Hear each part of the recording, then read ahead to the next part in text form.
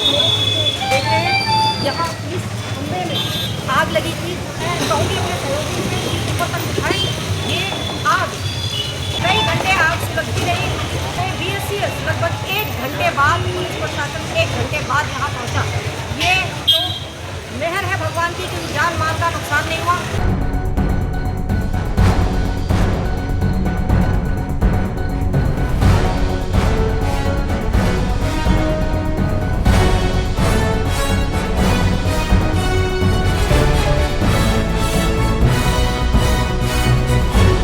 काफ़ी ज़्यादा लगी। और कोई नुकसान तो नहीं हुआ? कुछ नुकसान नहीं हुआ। उसके बाद BSES को आप लोगों ने BSES को 45 मिनट्स बाद आई BSES की टीम।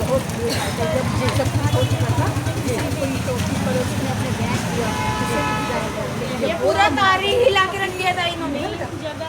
ये पूरा तार ही हिला के रख दिया था इन्होंने। पूरा आग लग रहा था, पूरा बिल्डिंग से आवाज आ रही थी वहाँ का। अच्छा, अभी तक इसकी कोई लाइट कनेक्शन नहीं कटा था इसका। मतलब 1 घंटे तक मतलब लाइट नहीं कटी और ये ऐसे भबक रहा था जैसे ये तो शुक्र है भगवान का किसी कृपा हुई है कि बिल्डिंग में कोई नुकसान नहीं हुआ, नहीं तो बड़ी ट्रेजेडी हो जाती है। अभी ऐसे जला है जैसे कि कोई क्या बताया वो पटाखे बज रहे थे। लोग बाग वीडियो बना रहे थे इसका। हम कहते हैं कोई मीडिया को बुलाइए भी। फायर ब्रिगेड वाला भी नहीं, कोई नहीं आया। पुलिस प्रशासन भी बाद में आई है। कितनी देर बाद आई है पुलिस? 1 घंटे बाद पुलिस आई है। यहाँ फोन भी कर रहे लेकिन तब भी नहीं पुलिस। पब्लिक तोड़ ली थी, यहाँ पे भी पर नहीं है। हमारा तो घर ये सामने ऊपर में ऊपर ही रहते हैं, यहाँ पे छत रहे। ये तार भी सब नीचे आ गया था। मैं ये वाला तार भी नीचे आ गया था। अच्छा, ये फिर पुलिस करके आई है, 3-4 आई वो आप फिर उसके बाद भी तब आई। BSES वाले उसके बाद आए। फायर ब्रिगेड तो नहीं आए, वो आई थी पश्चिम बिहार से। उन्होंने हमारी गाड़ी आ नहीं सकती यहाँ। तो आप यही थे? तो ये कितने बजे से करीब आग लगी? 6:30। क्योंकि आपके तो बिल्कुल जड़ में है, आप बता सकते हैं ये? जी, तो आपने BSES वालों को फ़ोन किया था? किया था। तो कितनी देर में आए? 9 बजे के।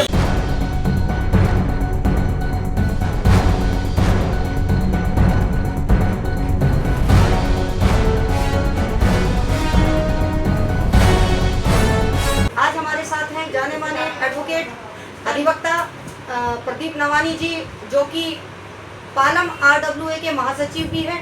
नवानी जी ने कुछ समय पहले एक DOP दिल्ली को एक प्रपोजल भेजा था, जो खंबे पे जो अननेसेसरी वायर्स होती हैं, BSES की वायर्स होती हैं, उसके साथ अननेसेसरी वायर्स इसलिए कह रहे हैं क्योंकि कई कंपनी उसमें अपनी वायर्स वहां से खींच के घरों तक पहुंचाती है, लेकिन जो पुराने वायर्स का जो गुच्छा होता है वो उसी खंबे पे रह जाता है। उसको हटाने में कोई कंपनी पहल नहीं करती है।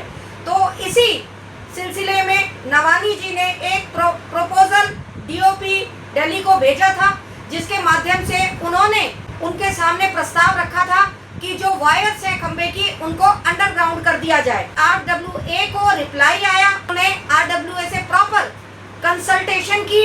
उसके बाद BSES ने RWA को, नवानी जी की RWA को एस्टीमेट भेजा।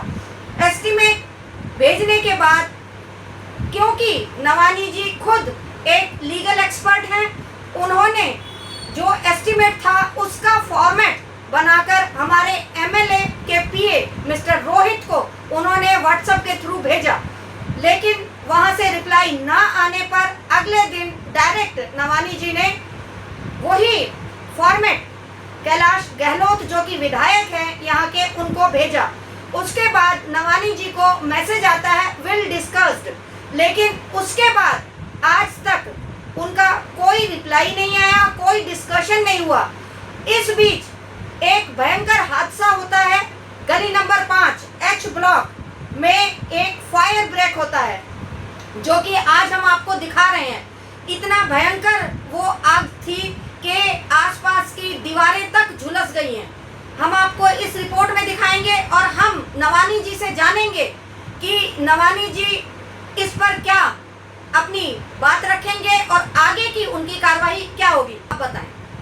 नमस्कार मैडम, जी। आपके दर्शकों को भी नमस्कार। जी देखिए मैडम, हमने बहुत पहले से ही ये इनिशिएटिव चला रहे हैं। जी गर्मियों में लगातार फायर आउटब्रेक होते हैं जी और सर्दियों में गर्मियों में तो हाई टेंशन वायर्स में इसलिए फायर आउटब्रेक होता है क्योंकि डिमांड एंड सप्लाई का रेशियो जी। वोल्टेज बहुत ज़्यादा रहता है। जी जहाँ तक सर्दियों की बात है या हम ये कहें बारिश की बात है, स्पार्किंग की वजह से होता है। तो जितने भी फाइबर ऑप्टिक्स हम लगातार ड्राइव चलाते हैं BACS के साथ, इसमें कुछ विरोध भी हुआ है बीच में, लेकिन हम इसको सक्सेसफुली हटाने में कामयाब रहे हैं, जी लगभग 50% राजनगर में।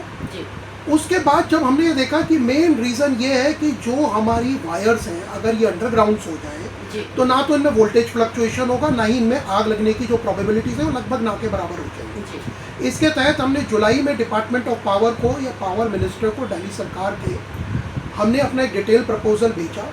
पूरा ये बताया कि किस तरीके से डेंजर जोन में राजनगर पार्ट 2 है, छोटी छोटी गलियाँ, जियोग्राफिकल कंडीशन जानते हैं। दिल्ली फायर सर्विस भी साफ बोलती है कि हम समय से आपको सर्विसेज नहीं दे सकते और हमारी कई गाड़ियाँ तो आपकी कई गलियों के अंदर अप्रोच भी नहीं कर पाती। सही बात। तो ऐसे प्रिकॉशनरी मेजर हमने अपना प्रपोजल भेजा और हम धन्यवाद देते हैं इसमें हमारे पावर मिनिस्टर को, उन्होंने इस प्रोजेक्ट को अप्रूव्ड किया। जी और अप्रूव्ड करने के बाद जो हमारे SDO हैं BACS के, जी RWA के साथ कंसल्टेशन उन्होंने किया, तो हमने उनको यही बोला यू आर द बेस्ट जज, ये पायलट प्रोजेक्ट है। जी तो जो 3 लाइनें आपको अंडरलाइन करनी है उसमें से एक महरौली रोड रख लीजिए और बाकी आप देखिए। जी उसके बाद मैडम BACS ने हमें एक डिटेल रिप्लाई दिया और डिटेल रिप्लाई में इवन टेक्निकल सर्वे के बाद इन्होंने अपना जो एस्टीमेट है मैडम जी वो भी हमें भेजा, जो कि जी। मैं आपको प्रेस को दूंगा।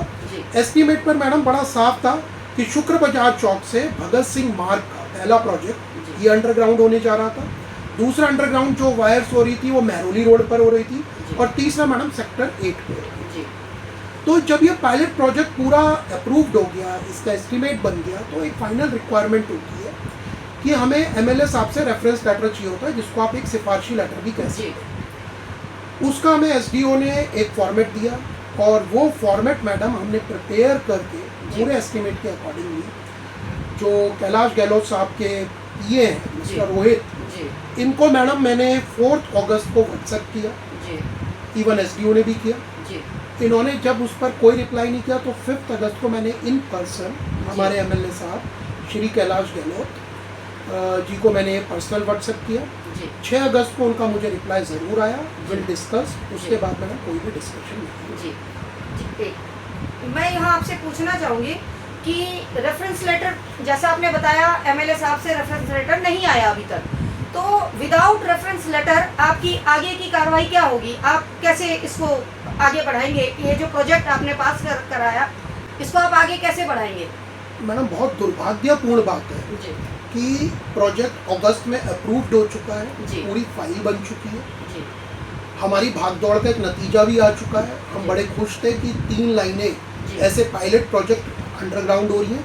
उसके बाद कॉलोनी में धीरे धीरे अंदर की लाइंस भी अंडरग्राउंड होगी, हमारा एक सपना था। बिल्कुल। लेकिन मैडम हमारा ये सपना एक सिफारशी लेटर ना मिलने की वजह से जी पिछले 1 महीने से अटका हुआ है। जी आज हम लास्ट वर्किंग डे में बैठे हैं सितंबर के, जी तो पूरा अगस्त जा चुका है, पूरा सितंबर जा चुका है। 2 महीने से जनता तरस रही है और बड़ा दुर्भाग्यपूर्ण बात है मैडम, कुछ चीज़ों में राजनीति नहीं होनी चाहिए। नहीं होनी चाहिए। जहाँ तक BACS का सवाल है, मूलभूत है, पानी के जैसी ये भी एक समस्या है बिजली की। जी बिल्कुल। और मैडम अगर अंडरग्राउंड हो रहा है और आप देख रहे हैं इसी बीच दुर्भाग्यपूर्ण घटना घट गई जिसका हमें डर था, बिल्कुल पूरा फायर आउटब्रेक हो गया। बिल्कुल दिल्ली फायर सर्विस की गाड़ी, आपने खुद लोगों से बात की होगी, समय में नहीं पहुंची नहीं है। पहुंची। इवन BACS की टीम समय में नहीं पहुंच पाई है ड्यू टू ज्योग्राफिकल कंस्ट्रेंट, जो मैंने आपको गलियों का बताया। बिल्कुल। मैडम डेंजर जोन में राजनगर पार्ट 2 की देवतुल्य जनता रह रही है जी और ऐसे RWA हमारी भी जिम्मेदारी है जिसको हम लगातार निभा रहे हैं। जी लेकिन जो हमारे पॉलिटिशियन है, जो इलेक्टेड रिप्रेजेंटेटिव है, अगर वो एक सिफारशी लेटर भी नहीं दे रहे हैं जी। सिर्फ इस राजनीतिक कारणों से जी। कि ये RWA का प्रोजेक्ट है तो हम इसमें लेटर क्यों दें, क्योंकि जनता हमारे पास आएगी। जी तो मैडम देखो, मेरी तो ये हिम्मत है नहीं। बाकी अगर हमारी देवतुल्य जनता, इनको ये खुशी मिलती है, वो देवतुल्य जनता की डिस्क्रिएशन है हमारे राजनगर पार्ट 2 की। जी वो इनके ऑफिस जाएं, 7-8 धक्के खाएं, फिर जब इनका मन करेगा ये एक रेफरेंस लेटर इशू करेंगे। जी तो मैडम इस तरीके से अगर फाइलें अटकाई जाए जी हमारे प्रोजेक्ट्स के ऊपर राजनगर पार्ट 2 की जनता के साथ सौतेला व्यवहार किया जाए, तो ये जनता है सब देख रही है और समय आने पे बिल्कुल प्रॉपर जवाब भी देगी। जी बिल्कुल। एक और सवाल आपसे नवानी जी, आप लगभग राजनगर पार्ट 2 की हर समस्या पे आप ध्यान दे रहे हैं, लोगों की समस्या को जहां तक आपका प्रयास होता है कि आप उसको निपटाने का प्रयास करते हैं, सुलझाने का प्रयास करते हैं। सीवर, गंदे पानी की समस्या, जल बोर्ड में का पानी जो गंदा आता है उसके लिए आवाज उठाते रहे हैं और उठा रहे हैं। ऐसे में क्या आप संबंधित विभागों से, सीधे दिल्ली सरकार से, विभागों से और कुछ लोगों की नजरों में आ जाएंगे, तो इससे आपको क्या भय नहीं लगता? देखिए मैडम, मैंने बार बार एक स्टेटमेंट दिया है कि अगर जी। राजनगर पार्ट 2 का कोई भी निवासी अगर मुसीबत में होगा, जी तो चाहे हमारा काउंसलर दुश्मन बने, चाहे हमारा एमएलए दुश्मन बने, हम वहाँ खड़े रहेंगे, उनकी आवाज़ को प्रेस तक भी लेकर के जाएंगे और उनकी आवाज़ को माननीय हाईकोर्ट भी लेकर के जाएंगे, जो कि हम लेकर जा भी रहे हैं। जी और मैडम, जहाँ तक आपका ये क्वेश्चन है, जी इसका जवाब मैं सिर्फ 2 पंक्तियों में देना चाहूँगा। जी बाकी जनता समझदार है, पब्लिक सब देख रही है। तो कौन मोहब्बत करता है, कौन सियासत करता है, जी कौन मोहब्बत करता है, कौन सियासत करता है, मुझे पता है। मेरी हिफाजत कौन करता है। यूं ही नहीं चले आते चंद लोग सड़कों पर, वरना जंग में जाने की हिम्मत कौन करता है। तो मैडम, अगर आप और हम हिम्मत नहीं करेंगे, जो कि कॉन्स्टिट्यूशन के 2 पिलर हैं, जी जस्टिस और मीडिया, जी हम जस्टिस का, हमें ऑफिसर ऑफ द कोर्ट कहा जाता है, हमारी सामाजिक दायित्व भी हैं और उस सामाजिक दायित्व को हम लगातार निभाते रहेंगे और जनता को छोड़ेंगे नहीं किसी की डिस्क्रिएशन पर। अगर ये सिफारशी लेटर नहीं मिला तो फिर से दिल्ली सरकार जा करके ऑनरेबल हाईकोर्ट में खड़ी होगी और फिर ऑनरेबल हाईकोर्ट में यही कहेंगे कि जी हाँ जी, हम दे रहे हैं। जो इन्होंने जल बोर्ड में किया, जो कंटामिनेटेड वाटर के इशू में किया, वही होगा। और हम इस 55,000 की जो जनता है उसको किसी पॉलिटिशियन के भरोसे नहीं छोड़ेंगे, अपनी आवाज़ को निरंतर उठाते रहेंगे।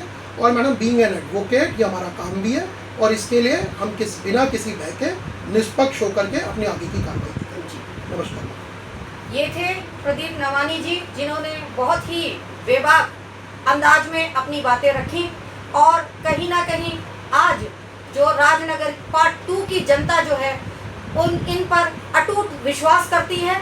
हम सत्य आप तक के माध्यम से एडवोकेट, अधिवक्ता और महासचिव RWA प्रदीप नवानी जी का बहुत बहुत धन्यवाद करते हैं।